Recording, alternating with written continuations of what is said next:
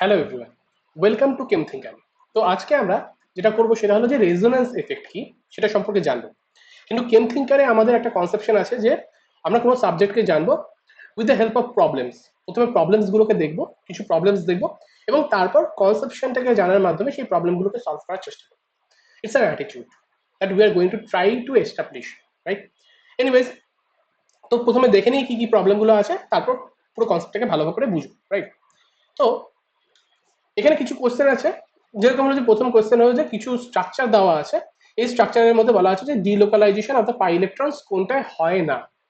না, আমাকে জানতে হবে কোনটা ডিলোকালাইজেশন অফ পাই ইলেকট্রন, এটা কি খায় না মাথায় দেয় না কি করে, delocalization of the pi electron বলতে কি বোঝায়। তো এটা বোঝার জন্য আমাদেরকে জানতে হবে রেজোন্যান্স এফেক্ট, রাইট? তো সেকেন্ড কোশ্চেনে আসি, অ্যাসিডিটি। খুব ইম্পর্টেন্ট, অনেক পরীক্ষায় আসে অ্যাসিডিটি অর্ডার বার করার জন্য। কিন্তু আমরা তো জানি মিথাইল গ্রুপ থাকলে পরে যে প্লাস আই এফেক্ট দেয়, এবং কনজুগেট বেস গুলো যেহেতু নেগেটিভলি চার্জ হয়, প্লাস আই এফেক্টের জন্য গুলো আনস্টেবল হয়, তো মিথাইল গ্রুপ থাকলে ইঞ্জিনিয়ারিং সিস্টেমে অ্যাসিডিটি কমে যায়। তো এখানে তো দেখাচ্ছে যে উল্টো। এটা কেন হয়? এইটাকে যদি আমাদেরকে জানতে হয়, বুঝতে হয়, তাহলে যেটা করতে হবে সেটা হলো যে রেজোন্যান্সটাকে প্রথমে ভালো করে জানতে হবে। আরেকটা জিনিস জানতে হবে, অর্থো এফেক্ট বা স্টেরিক ইনহিবিশন অফ রেজোন্যান্স। এটা হলো যে রেজোন্যান্সের একটা ডিসক্রিপেন্সি হয় স্টেরিক ক্রাউডিং এর জন্য। তো এইগুলো জানতে গেলে আগে আমাকে রেজোন্যান্সটা জানতে হবে, রাইট? সেটাই আমরা জানতে চলেছি।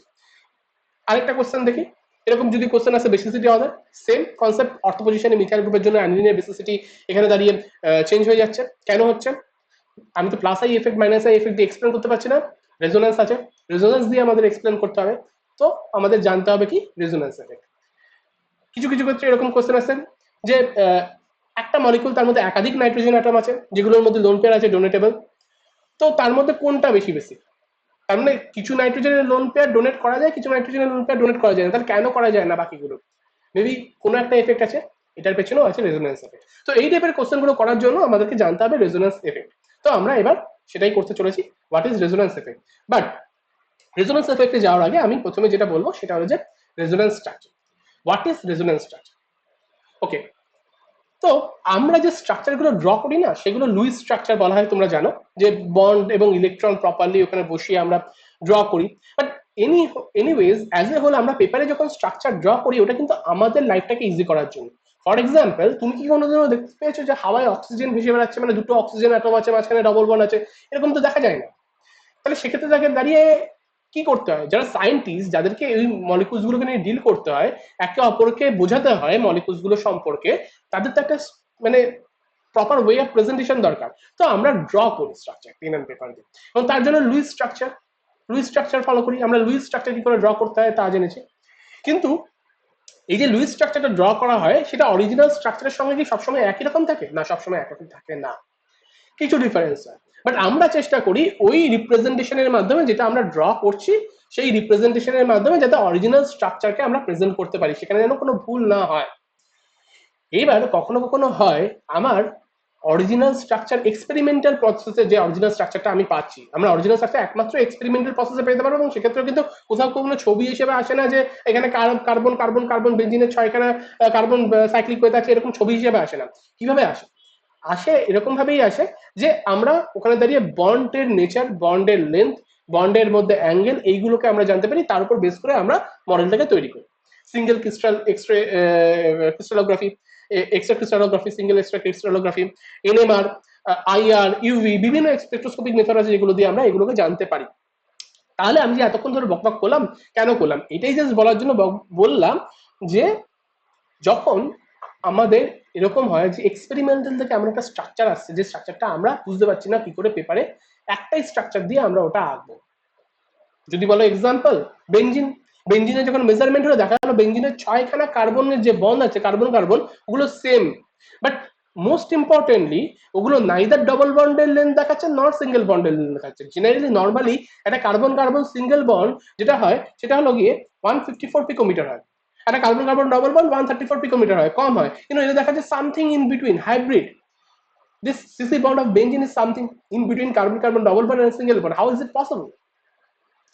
এইরকম একটা জায়গায় দাঁড়িয়ে আমাদের কনসেপশনে এলো, বিজ্ঞানীরা বললো যে we can draw more than one structure for that molecule, particular molecule, এবং সেই স্ট্রাকচারগুলো এমন হতে হবে যাতে খুব একটা ব্যাকাটারা না হয়, খুব একটা ডিফারেন্স না থাকে একে অপরের সঙ্গে। কিন্তু কি করে করবো, আমরা তো জাস্ট লাইক দ্যাট বন্ড ভাঙতে বা করতে পারি না। সেই ক্ষেত্রেই পসিবল যে ক্ষেত্রে আমাদের পাই সিস্টেম আছে, পাই ইলেকট্রন সিস্টেম আছে এবং কনজুগেশন আছে। পাই ইলেকট্রন সিস্টেম কনজুগেশন নিয়ে এর পরের স্লাইডেই আরো ভালো করে বোঝাবো, বাট ফর দ্য টাইমিং যেটা বলে রাখছি সেটা হলো গিয়ে অল্টারনেটিভ ডবল বন্ড। না ভালো করে দেখো, এই যে বেঞ্জিনটা আছে এখানে তো আমার একটা বন্ড সিঙ্গেল একটা বন্ড ডবল আছে। তো অরিজিনাল এক্সপেরিমেন্টে কি হওয়া উচিত, অরিজিনাল এক্সপেরিমেন্টে আমার তিনটে বন্ড সিঙ্গেল আসা উচিত, তিনটে বন্ড ডবল বন্ড আসা উচিত, আর সেটা হচ্ছে না, ছটা বন্ডই সেম স্ট্রাকচার দেখাচ্ছে, তার মানে এই স্ট্রাকচারটা কিন্তু অরিজিনাল স্ট্রাকচার নয়। তাই জন্যই রেজোনেটিং স্ট্রাকচার এসছে। তো যেটা করা হচ্ছে সেটা হচ্ছে আরেকটা পসিবল স্ট্রাকচার করা হচ্ছে, যেখানে দাঁড়িয়ে অন্যান্য সিঙ্গেল বন্ডগুলো এবার ডবল বন্ড ক্যারেক্টার পাবে, এবং এটাকে বলা হয় রেজোনেন্স ডিলোকালাইজেশন। ফার্স্ট সাইডে ফার্স্ট কোশ্চেন যেটা মনে রাখবে কিভাবে ডিলোকালাইজেশন করতে হয়, অল্টারনেটিভ ডবল বন্ড সুইচ করছে নিজেদের মধ্যে।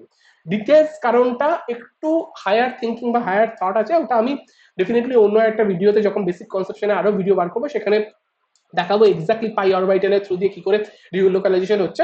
But for the timing pi electrons alternative পজিশনে থাকলে তাকে কনজুগেট সিস্টেম বলে। আরো একটা ব্যাপার আছে যেখানে লোন পেয়ার আর পজিটিভ চার্জ নেগেটিভ চার্জ অল্টারনেটিভে থাকতে হয়, সেটা পরের স্লাইডে বোঝাচ্ছি। But for the timing pi electrons যখন অল্টারনেটিভ সিস্টেমে থাকছে তখন দাঁড়িয়ে এরা কিন্তু ডিলোকালাইজড হচ্ছে, এবং ডিলোকালাইজের জন্য আরেকটা স্ট্রাকচার হচ্ছে। নাও দেখো এইখানে যেটা হচ্ছে, যে বন্ডটা আগে আমার সিঙ্গেল বন্ড ছিল সেটা ডবল বন্ড হয়ে যাচ্ছে, তাই তো? কিন্তু এটাও আমার অরিজিনাল স্ট্রাকচার নয়, কারণ এই স্ট্রাকচারেও দেখাচ্ছে কি তিনটে ডবল বন্ড তিনটে সিঙ্গেল বন্ড আছে, কিন্তু অরিজিনাল স্ট্রাকচারে তো আমার সবকটা একই বন্ড, কোনো ডিফারেন্স নেই, এবং তাদের লেন্থ আবার ডবল আর সিঙ্গেলের মাঝখানে। তো দুটো স্ট্রাকচারের কোনোটাই কিন্তু আমাদের অরিজিনাল স্ট্রাকচার নয়। এবং এই দুটো হাইপোথেটিক্যাল স্ট্রাকচারকে ওই জন্য আমরা এরকম অ্যারো দিয়ে একটা লিখি, ডাবল সাইডেড অ্যারো দিয়ে, যে ইন্টার কনভার্টেবল। তারা মানে আমরা ধরে নিই যে মলিকুলটা এরকম কতগুলো স্ট্রাকচারের মধ্যে নিজেদেরকে চেঞ্জ করে নিচ্ছে। এবং যদি বলি যে, যদি আমাকে বলতে হয় যে না তোকে দেখাতেই হবে একটা স্ট্রাকচার যেটা something between, we can go for C. But সিটা এক্স্যাক্টলি আমরা সবসময় মেকানিজম ড্র করার জন্য লিখতেও পারি না যখন ডবল বন্ড আমাদের দেখাতে হয়, ঠিক আছে? বাট ওভারঅল এই ফেনোমেননের মাধ্যমে আমরা কি জানতে পারলাম, এই ফেনোমেননের মাধ্যমে জানতে পারলাম যে এ আর বি যে স্ট্রাকচারটা আছে ওটা কিন্তু কোনোটা এক্সাক্ট স্ট্রাকচার না, ওটা হাইপোথেটিক্যাল স্ট্রাকচার। আমরা ধরে নিচ্ছি যে মলিকুলটা ওই দুটো স্ট্রাকচারের মধ্যে যে কোনো একটা স্ট্রাকচারে কোনো একটা সময় আছে, আর তারপরে ইমিডিয়েটলি চেঞ্জ করে যাচ্ছে নিজেদের মধ্যে। দ্বিতীয় ইম্পর্টেন্ট পয়েন্ট যেটা জানতে পারলাম সেটা হলো যে actual structure of the benzene is something in between A and B, that is a hybrid structure। এবং 3 নম্বর পয়েন্ট ইম্পর্টেন্টলি, এ আর যে বি যে স্ট্রাকচারটা তাদেরকে বলা হয় রেজোন্যান্স স্ট্রাকচার, আরেকটা এদেরকে বলা হয় ক্যানোনিক্যাল ফর্ম। ইম্পর্টেন্টলি এরা হলো হাইপোথেটিক্যাল স্ট্রাকচার, মলিকুলের অরিজিনাল স্ট্রাকচার এগুলো নয়, এটা কিন্তু মাথায় রাখতে হবে, রাইট? এইবার আরেকটা এক্সাম্পল, সেটা হলো যে নাইট্রো মিথেন। নাইট্রো মিথেনেও আমরা একই গল্প দেখতে পাই। যখন নাইট্রোজেন অক্সিজেন বন্ডটা মেপে দেখা গেছে এগেইন স্পেকট্রোস্কোপি, এক্সোক্রিস্টালোগ্রাফি এই সমস্ত প্রসেসে দেখা গেছে যে এই যে bond length something between single bond and double bond, not like only single bond or only double bond. না আমার এখানে তো নাইট্রো মিথেনের দুখানা বন্ড আছে, একটা ডাবল বন্ড আছে একটা সিঙ্গেল বন্ড আছে, তাহলে একটা ডবল বন্ড হওয়া উচিত, একটা লেন্থ কম হওয়া উচিত, একটা লেন্থ বেশি হওয়া উচিত, সেরকম হচ্ছে না, দুটোই সেম দেখাচ্ছে দুটোই। তার মানে এখানেও রেজোন্যান্সের গল্প আছে, এখানেও অল্টারনেটিভ কনজুগেশন থাকতে হবে। না কিভাবে আছে দেখো, ডবল বন্ড সিঙ্গেল বন্ড আর এইখানে একটা লোন পেয়ার আছে যেটা আমি বলছিলাম, সেই ক্ষেত্রে হয় কি, বা নেগেটিভ চার্জ আছে, সেই ক্ষেত্রে এই নেগেটিভ চার্জটা এরকম বন্ডের উপর চলে যায় আর বন্ডের পেয়ারটা আরেকটা অক্সিজেনের উপর চলে যায়। তাহলে দাঁড়িয়ে যেহেতু এই বন্ডের পেয়ারটা অক্সিজেনের উপর চলে যাচ্ছে, এই অক্সিজেনের মাথায় তখন নেগেটিভ চার্জ চলে যাচ্ছে। তার মানে ক্যানোনিক্যাল স্ট্রাকচারে এখানে আগে যেটা ডবল বন্ড ছিল সেটা এখন সিঙ্গেল বন্ড হয়ে গেছে, আর আগে যেটা সিঙ্গেল বন্ড ছিল সেটা এখন ডবল বন্ড হয়ে গেছে। তো এগেইন আমরা দুটো স্ট্রাকচার পেলাম যেখানে দাঁড়িয়ে যে বন্ডটা সিঙ্গেল ছিল সেই বন্ডটা ডবল, যে বন্ডটা ডবল ছিল সেই বন্ডটা সিঙ্গেল। তো সামথিং ইন বিটুইন স্ট্রাকচারটা হলো যে অরিজিনাল স্ট্রাকচার, যেখানে দাঁড়িয়ে বন্ডের ক্যারেক্টারটা ডবল আর সিঙ্গেল বন্ডের ভিতরে হচ্ছে। এবং এই জিনিসটাকে, এই অথেন্টিক জিনিসটাকে, হাইপোথেটিক্যাল একটু কনসেপ্টটাকে চোখের সামনে রিয়েলাইজ করার জন্যই কিন্তু আমাদের এই ক্যানোনিক্যাল স্ট্রাকচারের উদ্ভাবন ঘটেছে। Canonical structure, we just came to know about this canonical structure, we consider the canonical structure during our any kind of mechanism explanation, আর কোনো মলিকুলার রিপ্রেজেন্ট করার জন্য আমরা এটা করি। এটাই খুব ইম্পর্টেন্ট একটা কনসেপ্ট, এটা রেজোনেন্স স্ট্রাকচার কি। তো রেজোনেন্স স্ট্রাকচারের পর আমরা রেজোনেন্স এফেক্টে যাওয়ার আগে আরেকটা জিনিস জানবো, রেজোনেন্স এনার্জি।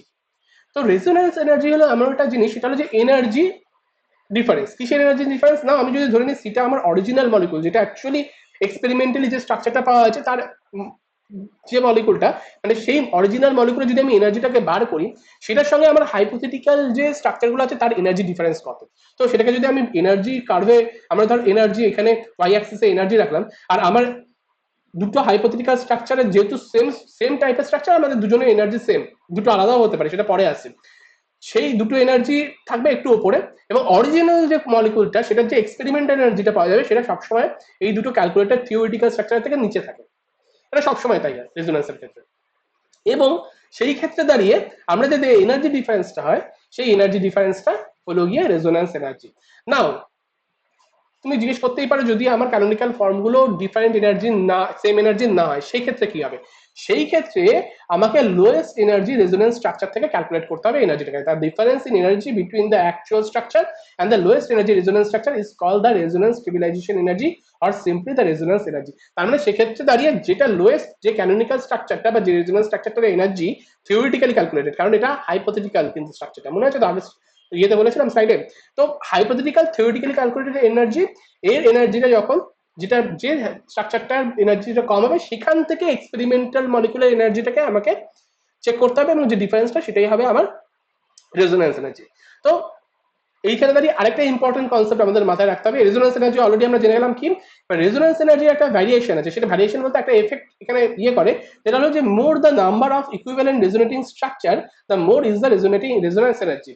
এটা কি বলছে, যে আমি ক্যানোনিক্যাল স্ট্রাকচার গুলো বানাচ্ছি, পরে তোমরাও শিখবে কিভাবে ক্যানোনিক্যাল স্ট্রাকচার বানাতে হয়। তো এই অল্টারনেটিভ ডবল বন্ড বন্ড ঘুরিয়ে ঘুরিয়ে যখন আমি ক্যানোনিক্যাল স্ট্রাকচার গুলো বানাচ্ছি পেন অ্যান্ড পেপারে, সেইটা যত বেশি আমি বানাতে পারবো লজিক্যালি, ভেঙে ভেঙে না, যে এখানে ভেঙে দিলাম সিগমা বন্ড, এখানে পজিটিভ চার্জের পাশে নেগেটিভ চার্জ নিচে, এরকম না।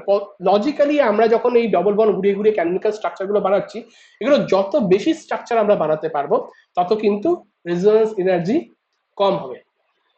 তার মানে এইটাও একটা খুব সুন্দর কনসেপ্ট, আমরা বিজ্ঞানীরা যারা সায়েন্টিস্টরা আমরা রিসার্চ ফিসার্চ করেছি বিভিন্ন সময়, আমরা এনেছিলাম যে আমরা পেন অ্যান্ড পেপারে সবসময় না মেপেই কি করে বুঝবো যে কোনটা, কোন দুটো মলিকুলের মধ্যে কম্পেয়ার করে কোনটা বেশি স্টেবল বা কোন কার এনার্জি নিচে আসছে, রেজোনেন্স এনার্জিটা নিচে আসছে। এটা আমরা বুঝতে পারবো ওই লুইস স্ট্রাকচার গুলো এঁকে এঁকে। যদি আমরা দেখতে পারি একটা পার্টিকুলার মলিকুলতে অনেক বেটার ওয়েতে আমরা লুইস স্ট্রাকচার বেশি নাম্বার অফ ক্যানোনিক্যাল ফর্ম আঁকতে পারছি, তাহলে ডেফিনেটলি সেটা রেজোনেন্স এনার্জি বেশি।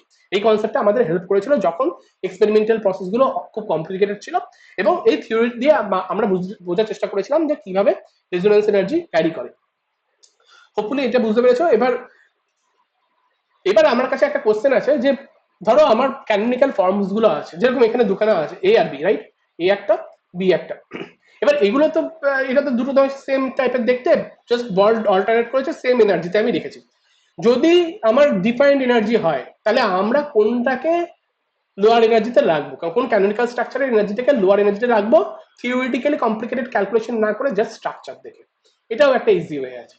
কিভাবে? প্রথমে আমাদের ক্যানোনিক্যাল স্ট্রাকচার আঁকতে হবে, তারপর আমাদের দেখতে হবে যে কোন স্ট্রাকচারের মধ্যে আমার নাম্বার অফ কোভ্যালেন্ট বন্ডটা বেশি আছে এবং চার্জ সেপারেশন কম আছে, মানে নিউট্রাল মলিকুলসটা, নিউট্রাল স্ট্রাকচারটা আমার কিন্তু লোয়েস্ট এনার্জি স্ট্রাকচার হচ্ছে।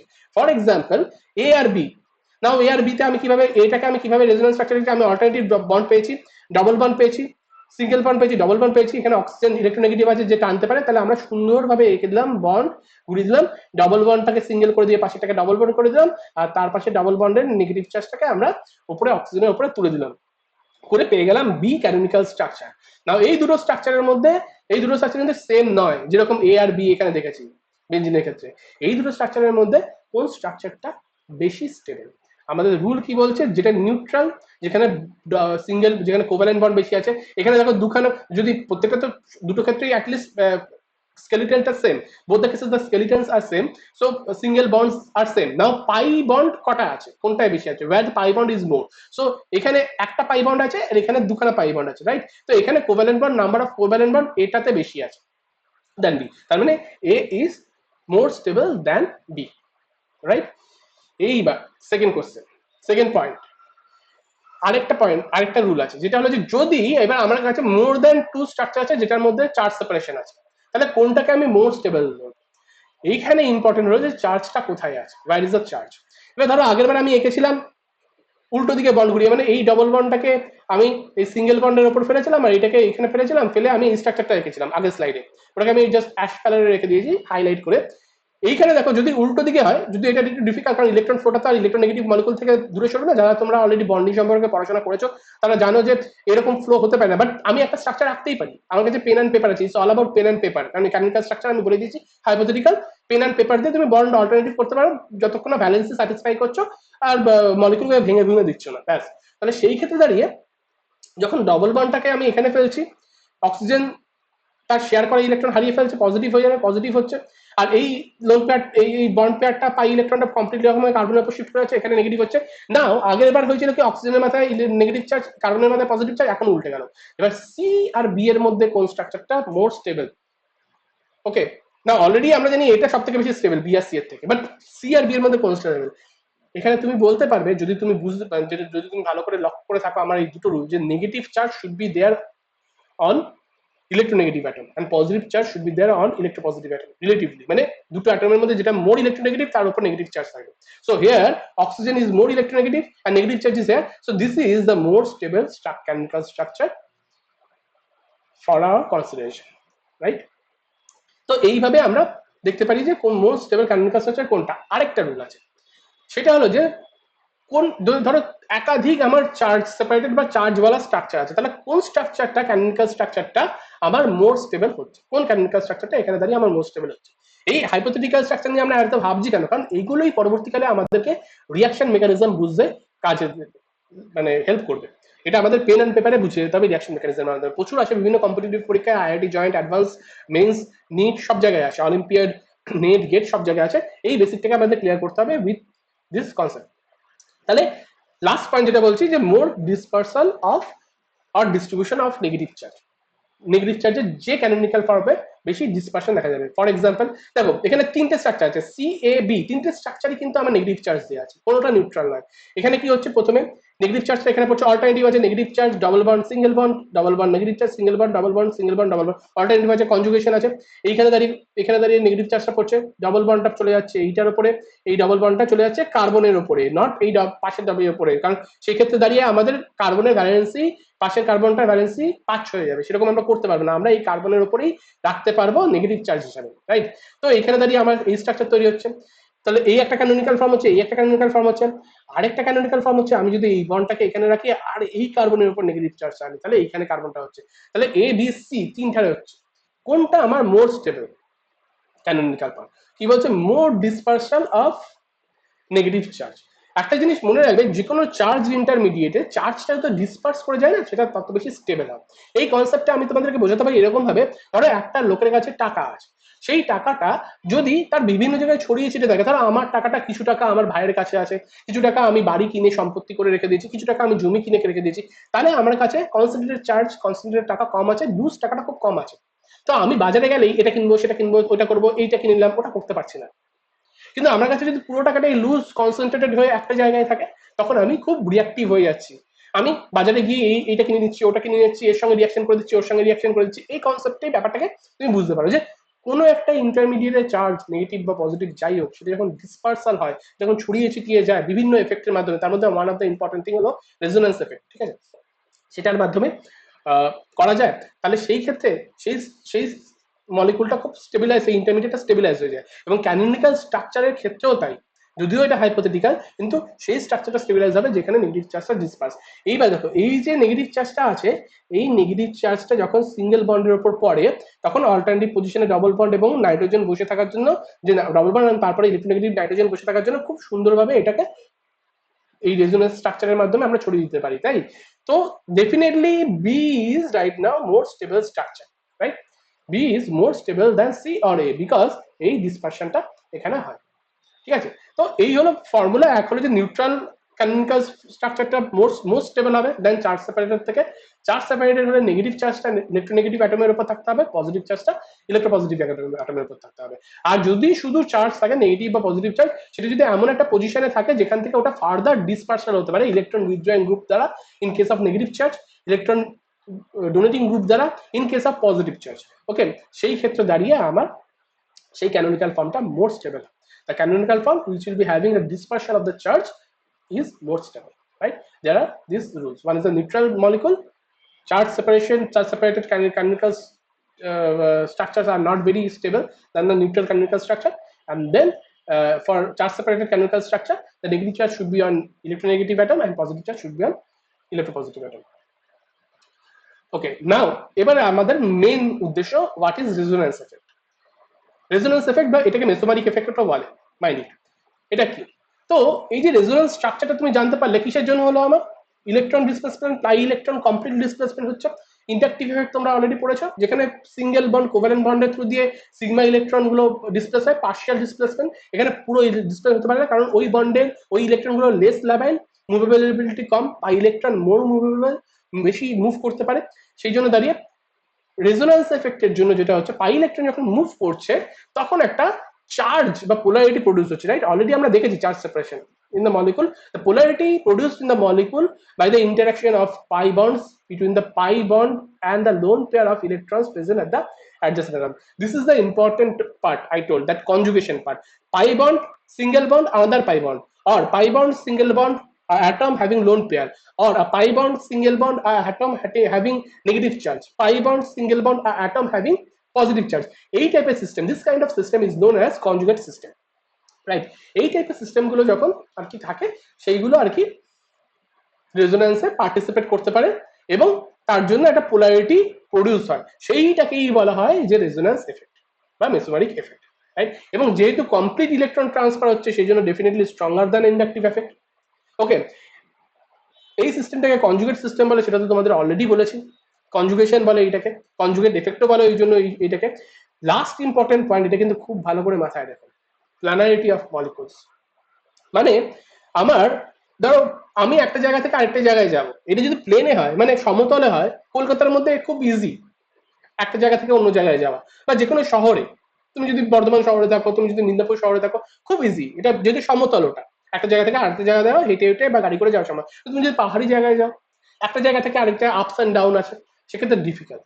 তো এক্ষেত্রেও দাঁড়িয়ে যেহেতু ইলেকট্রনটা পুরোপুরি মুভ করছে, এই এফেক্টের জন্য প্ল্যানারিটিটা খুব ইম্পর্টেন্ট, এটা কিন্তু খুব মাথায় রাখতে হবে। ধরো আমার একটা ডবল বন্ড আছে, অল্টারনেটিভ ডবল বন্ড আছে, তাহলে আমার এখানে এই অ্যাটম আছে, এই অ্যাটমটা আছে, এই অ্যাটমটা আছে, এই অ্যাটমটা আছে, এই সবকটা অ্যাটমকে আমাকে একটা প্লেনে থাকতে হবে, তাহলে গিয়ে এই ইলেকট্রন গুলো ইজিলি মুভ করতে পারবে। এটা হলো ইম্পর্টেন্ট ব্যাপার, right. Planarity of the atom is very important. এই যে এক্সাম্পল দেখিয়ে দিচ্ছি কিরকম ভাবে কনজুগেশন দেখা যায়, আইদার অল্টারনেটিভ পাই বন্ড, সেক্ষেত্রে দাঁড়িয়ে পাই বন্ডটা একটা জায়গা থেকে সরে সেকেন্ড পজিশনে পাই বন্ড চলে আসছে। এখানে কি হচ্ছে, যেহেতু এই কার্বনটা মানে ইলেকট্রন শেয়ার্ড ইলেকট্রনটা হারিয়ে ফেলছে, পজিটিভ হয়ে যাচ্ছে, এবার এইটার পাশে চলে আসতে পারে এই কার্বনটাকে ব্যালেন্সে স্যাটিসফাই করার জন্য এই পাই বন্ডটাকে রাখতে পারছে না, এ তুলে দিচ্ছে এই কার্বনের মাথায়। তার জন্য কি হচ্ছে, তার জন্য এখানে নেগেটিভ চার্জ চলে আসছে। এটাও এটা এরকম ভাবে একটা কনজুগেশন হয়, এরকম ভাবে একটা রেজোন্যান্স এফেক্ট হয়। এটাও resonating structure, canonical structure, hypothetical structure সেটা। অ্যান্ড যেটা হলো গিয়ে ইম্পর্টেন্ট, সেটা হলো গিয়ে যদি একটা অল্টারনেটিভ বন্ডে না থাকে, তাহলে আমার ডবল বন্ড, সিঙ্গেল বন্ড, এমন একটা অ্যাটম আছে যার উপর নেগেটিভ চার্জ বা ইলেকট্রন আছে, হ্যাঁ, বা লোন পেয়ার আছে, সেক্ষেত্রে দাঁড়িয়ে কি হচ্ছে, সেক্ষেত্রে লোন পেয়ারটা পড়লো এখানে, ডবল বন্ড ক্রিয়েট করলো, এই কার্বনটা পাঁচখানে ব্যালেন্স স্যাটিসফাইড করতে চায় না, চারখানে ব্যালেন্স রাখতে চায়, একটা বন্ডকে ছেড়ে দিল, সঙ্গে সঙ্গে এইটা উঠে নেগেটিভ চার্জ এখানে চলে এলো। ভুলেও কিন্তু এই ডবল বন্ডটাকে পাশের ডবল বন্ডে ফেলে দিও না, পাশের সিঙ্গেল বন্ডে ফেলে দিয়ে তাকে ডবল বন্ড করে দিও না, তাহলে ওই পাশের কার্বনটা আবার পাঁচখানা ভ্যালেন্সি হয়ে যাবে, সেক্ষেত্রে দাঁড়িয়ে ভ্যালেন্স স্যাটিসফাই করবে, that is completely wrong, right.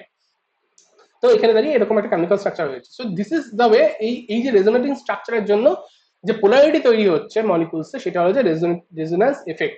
এটাও একটা electron transfer effect, like inductive এফেক্টের মতন পার্মানেন্ট এফেক্ট, কারণ মলিকুলটা নিজের ধর্মের জন্য এটা করতে পারছে। এবং সব থেকে ইম্পর্টেন্ট ব্যাপার, এটা more stronger, this effect is more stronger than inductive effect.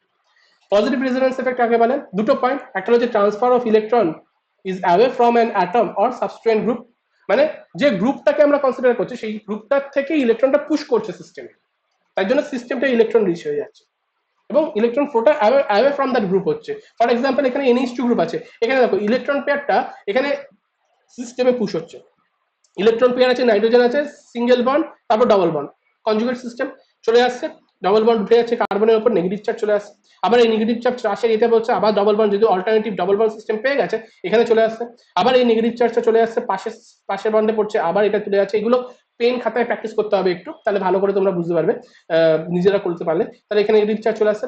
তো এই যে সিস্টেমটা, এবার দেখো NH2 গ্রুপে যখন ইলেকট্রনটাকে পুশ করছে এরকম ভাবে প্লাস আর এফেক্ট দিয়ে, মানে এই যে রেজোন্যান্স এফেক্টের মাধ্যমে পুশ হচ্ছে, তখন যেটা হচ্ছে সেটা হচ্ছে সিস্টেম, কিন্তু এই যে সিস্টেমটা আমার আছে এই সিস্টেমটার মধ্যে আমার নেগেটিভ চার্জ বেড়ে যাচ্ছে, নেগেটিভ চার্জটা ঘুরে বেড়াচ্ছে এখানে, সেই জন্য system is becoming more electron rich.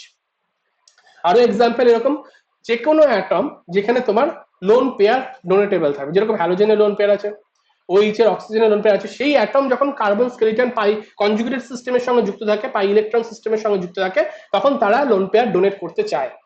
এটাই নিয়ম। একটা electron rich, pi electron rich system, অথবা একটা মলিকুল অ্যাটম, একটা গ্রুপ যার অ্যাটমটা মধ্যে লোন পেয়ার আছে, সেই লোনটা সেই অ্যাটমটা যখন কোনো একটা অল্টারনেটিভ পাই বন্ড বা পাই কনজুগেটেড সিস্টেমের সঙ্গে বা পাই সিস্টেমের সঙ্গে যুক্ত থাকছে, সে কিন্তু ডোনেট করতে চাইছে ইলেকট্রনটাকে, সেইটাকে এই জন্য এগুলো প্লাস আর এফেক্ট দেখাচ্ছে সবকটা। তারপর নাইট্রোজেনের সঙ্গে যুক্ত, নাইট্রোজেনের লোন পেয়ার আছে, অক্সিজেনের লোন পেয়ার আছে, এগুলো প্লাস আর এফেক্ট আছে। ইলেকট্রন রিচ বেনজিন রিংস, এটাও ইম্পর্টেন্ট, যে বেনজিন রিং এর মধ্যে অলরেডি ইলেকট্রন রিচ কন্ডিশনে আছে, কোনো আরেকটা এফেক্টের জন্য গ্রুপের জন্য এই পাই ইলেকট্রন গুলো ইলেকট্রন রিচ কন্ডিশনে আছে, সেই বেনজিন এর ইলেকট্রনটাও এমনিতে বেনজিন রিং একটা প্লাস আর এফেক্ট দেয়, সেটা দেখে, সেটা ইম্পর্টেন্ট, যেটা আমরা পরবর্তীকালে একটা কোশ্চেন ওই মিথাইল অর্থ মিথাইল এফেক্ট, অর্থ এফেক্টের সময় জানতে পারবো কিভাবে হচ্ছে কনসেপ্টটা, সেটা প্লাস আর এফেক্ট দেখাচ্ছে, সেটা ইম্পর্টেন্ট। তো মাইনাস আর এফেক্ট ঠিক উল্টোটা, যেখানে যে গ্রুপটা ইলেকট্রন পাই ইলেকট্রনটাকে টেনে নিচ্ছে নিজের কাছে, এবং তার জন্য electron transfer is towards the atom or substrate group নিজের দিকে টেনে নিচ্ছে, আর system become electron deficient, right? Example হলো গিয়ে এই যে নাইট্রো গ্রুপ, সব থেকে আমাদের ইলেকট্রন টানার মোক্ষম যন্ত্র, এইখানে দাঁড়িয়ে পাই বন্ড আছে, সিঙ্গেল বন্ড আছে, পাই বন্ড আছে, পাই বন্ডের যে মাথায় অক্সিজেন, ইলেকট্রোনেগেটিভ অক্সিজেন আছে, এই অক্সিজেনের উপর ইলেকট্রনটা গেল, এই নাইট্রোজেনটাকে ভ্যালেন্সিটাকে স্যাটিসফাই করার জন্য এই পাই ইলেকট্রনটা আবার এই বন্ডের উপর এসে পড়লো, পড়াতে এই কার্বনটা এবার পজিটিভ হয়ে গেল। নাও যেহেতু এই পজিটিভটা দেখো, এখানে আবার কনজুগেট সিস্টেম হচ্ছে পজিটিভ সিঙ্গেল বন্ড, আমি বলেছিলাম যে ডবল বন্ডের সঙ্গে সিঙ্গেল বন্ডে আরেকটা ডবল বন্ড, অথবা সেই কার্বনটার উপরে যদি পজিটিভ বা নেগেটিভ বা লোন পেয়ার থাকে, সেই কার্বনের উপর তার লোন পেয়ার থাকতে পারবে না, বাট যদি অক্সিজেন নাইট্রোজেন থাকে তাহলে লোন পেয়ার থাকবে, কার্বনের ক্ষেত্রে নেগেটিভ বা পজিটিভ চার্জ, যদি পজিটিভ চার্জ থাকে তাহলে কনজুগেশন হয়ে গেল। তাহলে দেখো এইবার এই পজিটিভ চার্জটাকে ডিলোকালাইজ করার জন্য এই পাই ইলেকট্রনটা এখানে চলে যাচ্ছে, এই কার্বনটা ভ্যালেন্সি স্যাটিসফাই করে যাচ্ছে, ডবল বন্ড এখানে পড়ছে, কিন্তু এই কার্বনটা আবার ভ্যালেন্সি ডিসস্যাটিসফাই করছে, তখন পজিটিভ চার্জ এখানে চলে আসছে।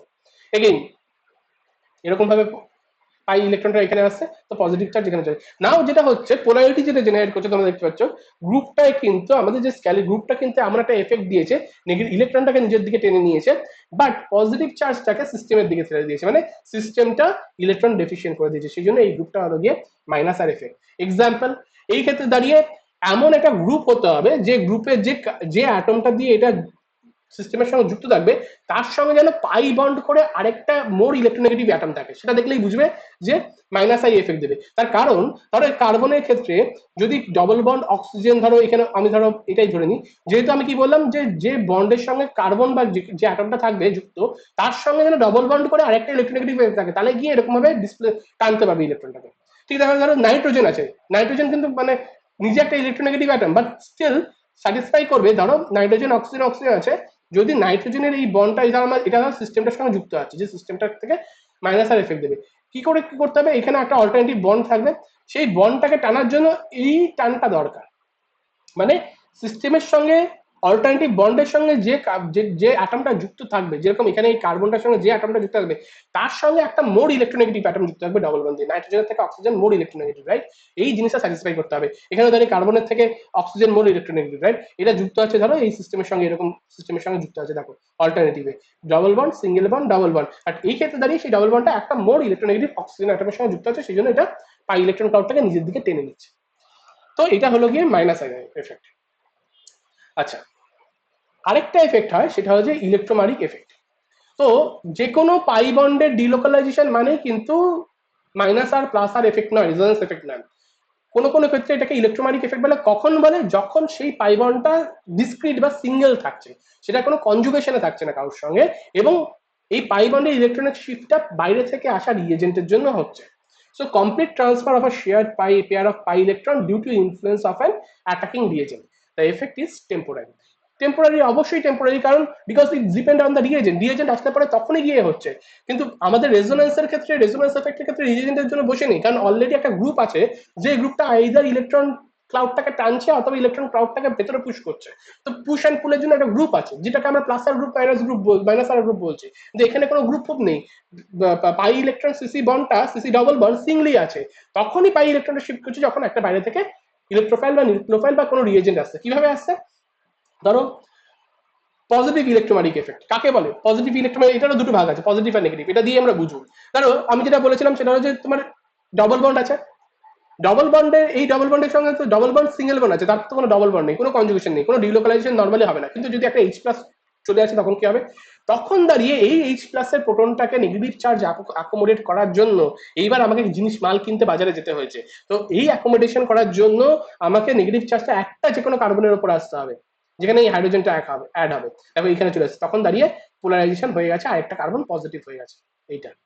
তো pi electron transfer to that atom to which the reagent gets attach, এটা হলো যে positive electromeric effect. Simple positive electromeric এফেক্টের জন্য তোমার মাথায় রাখতে হবে পজিটিভলি চার্জ রিয়েজেন্ট আসবে, তাহলেই ওটা পজিটিভ ইলেকট্রোম্যাটিক এফেক্ট। তাহলে সেটা পজিটিভ চার্জ ইলেকট্রোম্যাটিক আসার জন্য কি হবে, যে পাই ইলেকট্রনটা আমরা একটা অ্যাটমে ট্রান্সফার হবে যেখানে রিয়েজেন্টটা জয়েন করছে। আর নেগেটিভ ইলেকট্রোম্যাটিক এফেক্ট মানে হলো যে রিয়েজেন্টটা এমন একটা জায়গায় জয়েন করছে যেটার অপোজিট জায়গায় পাই ইলেকট্রনটা শিফট করছে। তার মানে কি হচ্ছে? তার মানে এখানে নিশ্চয়ই নেগেটিভলি চার্জ রিয়েজেন্ট আসছে, তাহলে পজিটিভ ইলেকট্রোম্যাটিক এফেক্টের ক্ষেত্রে পজিটিভলি চার্জ রিয়েজেন্ট আসছে, আর নেগেটিভ ইলেকট্রোম্যাটিক এফেক্টের ক্ষেত্রে নেগেটিভলি চার্জ রিয়েজেন্ট আসছে। এক্ষেত্রে পজিটিভ ইলেকট্রোম্যাটিক এফেক্টের ক্ষেত্রে রিয়েজেন্টটা যে কার্বনে জয়েন করছে সেই কার্বনে পাই ইলেকট্রনটা চলে আসছে পুরোপুরি, তার কারণ হচ্ছে ওই পজিটিভ রিয়েজেন্টকে অ্যাকোমোডেট করতে হবে ইলেকট্রন। কিন্তু এক্ষেত্রে যেহেতু ইলেকট্রন রিচ নিউক্লিওফাইলস আসছে বা নেগেটিভ চার্জ রিয়েজেন্ট আসছে, সেই জন্য এক্ষেত্রে পাই ইলেকট্রনটা দূরে সরে যাচ্ছে, সেই জন্য এটা হচ্ছে নেগেটিভ ইলেকট্রোম্যাটিক এফেক্ট। ওকে, এবার তোমাদের বেসিক কনসেপশন আমি মোটামুটি যারা জানতে না বেসিক কনসেপশন তারা এটা বুঝে গেছে, অ্যাডভান্স লেভেলের জন্য তো আর বেসিক কনসেপশন তারা অলরেডি পড়ে নিয়েছে, কিন্তু যারা প্রথমবার দেখছো জানছো তাদের বুঝে গেছে। এবার কিছু আমরা medium to advance level problem solve করব বেসড অন এই রেজোন্যান্স এফেক্ট, এবং পরবর্তীকালে আমার ভিডিওগুলোতে আরো অনেক প্রবলেম সলভিং ভিডিও আমি আনবো, পার্টিকুলারলি এফেক্ট ওয়াইজ বা টপিক ওয়াইজ কেমিস্ট্রি। ওকে, তো সেই ক্ষেত্রে দাঁড়িয়ে যেটা হলো গিয়ে which one will not show complete delocalization of pi electron. Now তোমরা বলতে পারবে কমপ্লিট ডিলোকালাইজেশন কখন হবে? যখন কনজুগেশন থাকবে। এখানে দেখো ডবল বন্ড, সিঙ্গেল বন্ড, বা তারপর তো আর ডবল বন্ড নেই, এইদিকেও ডবল বন্ডের পরে সিঙ্গেল বন্ড, বা তারপর তো আর ডবল বন্ড নেই, এই ডবল বন্ডের ক্ষেত্রেও সিঙ্গেল বন্ডের পরে ডবল বন্ড নেই, এখানেও সিঙ্গেল বন্ডের পরে ডবল বন্ড নেই, তাহলে এইটাই একমাত্র আছে কনজুগেশন শো করছে না। তো complete delocalization of the pi electron এটা শো করবে না, কোনো রেজোন্যান্স এফেক্ট দেখাবে না। এখানে তো তোমরা জানোই এটা শো করছে, অলরেডি দেখেছো। এখানে কি হচ্ছে? নাইট্রোজেনের লোন পেয়ার আছে, আমরা জানি নাইট্রোজেনের লোন পেয়ার আছে, এখানে এই লোন পেয়ার অফ নাইট্রোজেন খুব সুন্দরভাবে এখানে রেজোন্যান্সে পার্টিসিপেট করতে পারছে, ডবল বন্ড, সিঙ্গেল বন্ড, তারপরে একটা অ্যাটম যেটার উপর লোন পেয়ার আছে, अगेन কনজুগেশনের রুল স্যাটিসফাই করছে। তো এখানে এটা ডিলোকালাইজেশন পাই ইলেকট্রন আছে, এইখানটাই খুব ইম্পর্টেন্ট। এখানে কিন্তু ডিলোকালাইজেশন পাই ইলেকট্রন আছে, ঠিক বেঞ্জিনের মতো রিং এর গুলোই করবে। মাথায় রেখো এই ইলেকট্রন পেয়ারটা কিন্তু আমার লোকাল মানে ডিলোকালাইজেশন করে না, এটা কিন্তু আমার রেজোন্যান্সে পার্টিসিপেট করে না। কেন করে না সেটা যদি জানতে চাও তো পরে আরেকটা ভিডিও করবো, যখন বন্ডিং বোঝাবো, বন্ডিং এর ভিডিও আসবে বা বেসিক বন্ডিং আর কনসেপ্টের ইয়ে আসবে। আর যারা অলরেডি জানো তারা জানো যে বন্ডিং এর কারণে এই পার্টিকুলার ইলেকট্রনটা আমরা একটা বন্ডে হাইব্রিড অরবিটালে থাকে, আর বাকি কার্বনের রিং গুলো রেজোন্যান্স করতে থাকে বলে এইটা পার্টিসিপেট করে না। অ্যারোমেটিসিটির কনসেপ্ট আছে, many thing are there, but এখানে মোটামুটি আমরা যেটা বলতে পারি সেটা হলো যে আলটিমেটলি ডিলোকালাইজেশন হচ্ছে। তো এ হলো গিয়ে অ্যান্সার। এইবার হলো যে which one is the strong acid. Now এইটা একটা বোঝার জিনিস, আমার একটা বেঞ্জোইক অ্যাসিড আছে, right, C double bond O OH. এখান থেকে আমার যেটা হবে সেটা হলো গিয়ে কনজুগেট বেস তৈরি হবে, সেটা হলো সি ডবল বন্ড ও বন্ড ও মাইনাস প্লাস এইচ প্লাস, এখানে তো কার্বন আছে, হোপফুলি বুঝে গেছে। তো হিসাব হলো এই কনজুগেট বেসটা যত স্টেবল তত আমার অ্যাসিডিটি বেশি। নাও স্টেবিলিটি কি করে আসবে? এই যে কনজুগেট বেসে আমি কি বলেছি, অ্যানায়ন স্টেবল হবে যদি নেগেটিভ চার্জ ডিসপার্স হয়, এবং সেই যে নেগেটিভ চার্জটা যদি কোনো ইলেকট্রন পুলিং এফেক্ট দ্বারা কমিয়ে দেওয়া হয় সেক্ষেত্রে হবে। দেখো এখানে দাঁড়িয়ে এই সিস্টেমে দুটো এফেক্ট কাজ করে, আমি যদি বড় করে আঁকি এই সিস্টেমে এখানে দুটো এফেক্ট কাজ করে। একটা হলো গিয়ে সি ডবল বন্ড ও ও মাইনাসে একটা তো হয় এই ইলেকট্রনটা নিজেদের মধ্যে রেজোনেন্স করছে, তোমরা তো অলরেডি দেখেছো রেজোনেন্স স্ট্রাকচার হচ্ছে, ও মাইনাস স্ট্রাকচার ইয়ে হচ্ছে। কিন্তু এই গ্রুপের মধ্যে দুটো ব্যাপার হতে পারে, একটা হলো যে এই ইলেকট্রন পার্টিকুলারলি মিথাইল গ্রুপ যখন বসে আছে এখানে, এইখানে একটা প্লাসার এফেক্ট দেবে, তাই না? কারণ আমাদের এখানে অল্টারনেটিভ ডাবল বন্ড আছে, তো এই প্লাসার এফেক্টের জন্য আমার কি হচ্ছে, নেগেটিভ চার্জ বেড়ে যাচ্ছে, মানে প্লাসার এফেক্টটা এখানে ডিস্টেবিলাইজ করে দিচ্ছে, এটা ডিস্টেবল করছে, রাইট? আরেকটা যেটা এফেক্ট আছে সেটা হলো গিয়ে এই CsP2 কার্বনের জন্য একটা মাইনাস আই এফেক্ট ওখানে হচ্ছে। এই মাইনাস আই এফেক্টটা আমাকে কি করছে, স্টেবল করছে। নাও মিথাইল গ্রুপের জন্য প্লাসার এফেক্ট বেশি হওয়ার কথা, কিন্তু এখানে একটা গল্প হচ্ছে, কি হচ্ছে ওভারঅলে কি হচ্ছে, দুটো effect, plus R effect minus effect. Plus R effect more prominent, কারণ আগেই বলেছি প্লাসার এফেক্টে ইলেকট্রনের কমপ্লিট ডিলোকালাইজেশন হয় পাই ইলেকট্রন লেভেলে, প্লাসার এফেক্টটা মোর প্রমিনেন্ট হচ্ছে, তার জন্য এটা ডিস্টেবিলাইজ করে দেওয়ার কথা। কিন্তু যখন ওই অর্থ পজিশনে মিথাইল গ্রুপ চলে আসছে, তখন এখানে কি হচ্ছে, যদি আমি এখানটা পরিষ্কার করে দিই, তাহলে প্লাস আর মাইনাস আর এফেক্টের জন্য কি হচ্ছে, একটার জন্য ডিস্টেবিলাইজেশন করছে, একটার জন্য স্টেবিলাইজেশন হচ্ছে। মিথাইল গ্রুপটা থাকলে পরে কি হচ্ছে, এই যে বন্ডটা আছে এটা আউট অফ প্লেন চলে যাচ্ছে বিকজ অফ দ্য স্টেরিক বা বাল্কি গ্রুপ ইন্টারাকশন, কারণ এটাও একটা নেগেটিভলি চার্জ গ্রুপ। আর এই CH3 গ্রুপটাতেও নেগেটিভ, যে কোনো গ্রুপে তোমার যেহেতু বন্ডিং হয়ে থাকে, গ্রুপে কার্বন হাইড্রোজেন বন্ড আছে, ওগুলো ইলেকট্রন আছে, ওগুলো একটা নেগেটিভলি চার্জ গ্রুপের পাশে থাকলে পরে বাল্কি গ্রুপ এটা রিপালশন দেয়। তার জন্য হয় কি, এই মলিকুলটা একটু বেঁকে বুকে যায়, রোটেশন হয়ে যায়, এর জন্য হয় কি এই প্ল্যানারিটিটা হারিয়ে ফেলে, মানে এই কার্বন অ্যাটমের সঙ্গে এই কার্বন অ্যাটম যে প্লেনটা থাকার কথা, সেই প্লেনটা সেম নেই, আর আউট অফ দ্য প্লেন চলে এসছে। তো আগের বার কি বলেছিলাম, আগের স্লাইডে, যে প্ল্যানারিটি না থাকলে পরে রেজোনেন্স এফেক্ট ডিমিনিশড হয়ে যায়, when the resonance effect will diminish with the loss of planarity of the molecule, right? সেই ক্ষেত্রে দাঁড়িয়ে আমার এখানে কি হচ্ছে, প্লাস আর এফেক্টটা আর থাকছে না, কিন্তু মাইনাস আই এফেক্ট আছে। তাহলে মিথাইল গ্রুপের জন্য কি হচ্ছে, প্লাস আর এফেক্ট আমার ডিমিনিশ হয়ে যাচ্ছে because of the steric inhibition of resonance, যেটাকে SIR এফেক্ট বলে। তার জন্যই হচ্ছে কি শুধু মাইনাস আই এফেক্ট দেখাচ্ছে, যেটা অ্যাকচুয়ালি স্টেবল করছে কার্বক্সিলেট গ্রুপকে, এবং যে কারণে এখানে এইটা মোর অ্যাসিডিক হচ্ছে, আমার এইটা কিন্তু অ্যাসিডিক হচ্ছে না, রাইট? বোঝা গেল পুরো ব্যাপারটা? এইটা এই কাউন্টার ইনটিউটিভ বা অপোজিট ট্রেন্ড দেখাচ্ছে, তার কারণটা হলো যে অ্যাকচুয়ালি মিথাইল গ্রুপের জন্য লোকে ভাবে যে ইলেকট্রন পুশ হচ্ছে, প্লাসার এফেক্ট বেড়ে যাচ্ছে, না, মিথাইল গ্রুপ অর্থ পজিশনে থাকার জন্য প্ল্যানারিটি ব্রেক করছে, প্লাসার এফেক্টটাকে বন্ধ করে দিচ্ছে, তার জন্য আমার নেগেটিভলি চার্জ অ্যানায়নটা বেশি স্টেবল হয়ে যাচ্ছে মিথাইল গ্রুপ যখন অর্থ পজিশনে থাকছে, এবং অ্যাসিডিটি বেড়ে যাচ্ছে। ঠিক একই কনসেপ্ট দিয়ে এবার দেখো তো অ্যানিলিনটা এক্সপ্লেন করতে পারো কিনা তোমরা, একবার ভিডিও পজ করে দেখতে পারো কি হচ্ছে অ্যানিলিনের ক্ষেত্রে।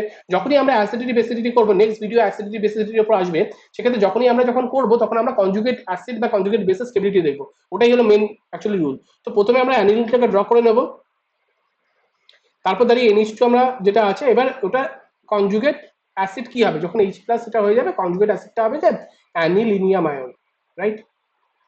NH3+। নাও আমাদেরকে কনজুগেট অ্যাসিডের স্টেবিলিটি দেখতে হবে। স্টেবিলিটি এখানে কিসের জন্য আছে, এইখানে দেখো প্লাস আর এফেক্টটা কিন্তু স্টেবিলাইজ করছে, আর মাইনাস আই এফেক্টটা কিন্তু ডিস্টেবিলাইজ করছে, উল্টো হচ্ছে। তাহলে এখানে এখানে আমার হয়ে গেল প্লাস আর এফেক্ট স্টেবল হয়ে গেল, আর মাইনাস আই এফেক্ট এখানে ডিস্টেবিলাইজ করছে।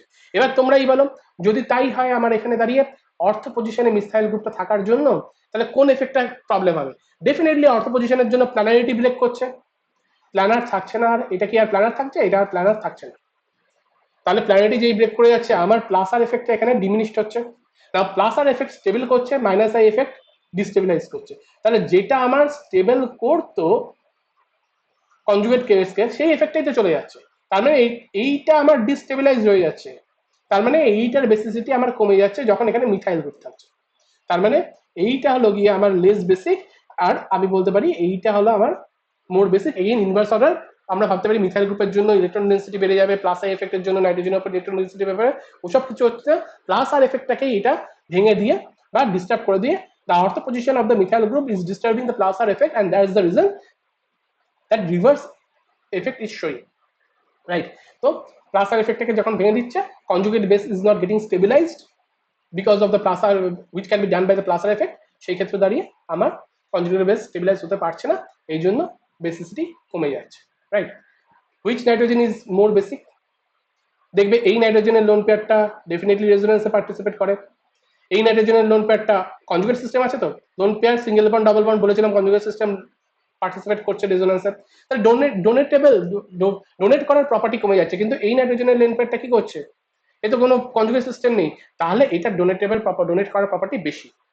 আর আদার ওয়ে অ্যারাউন্ড বলতে পারি যে এখানে NH3 প্লাস ফর্ম হলে এটা মোর স্টেবল হয়ে যাচ্ছে, কারণ বোথ দ্য কেসেসে NH3 প্লাস ফর্ম হলে এটা মাইনাস আর এফেক্ট দিয়ে এই সমস্ত জায়গায় মাইনাস আর এফেক্ট শো করছে, যেগুলোর জন্য এই যে এটা মাইনাস আর এফেক্ট শো করছে, যেগুলোর জন্য ডিস্টেবিলাইজ হয়ে যাচ্ছে মাইনাস এফেক্টে যখন পজিটিভ চার্জ থাকে, রাইট?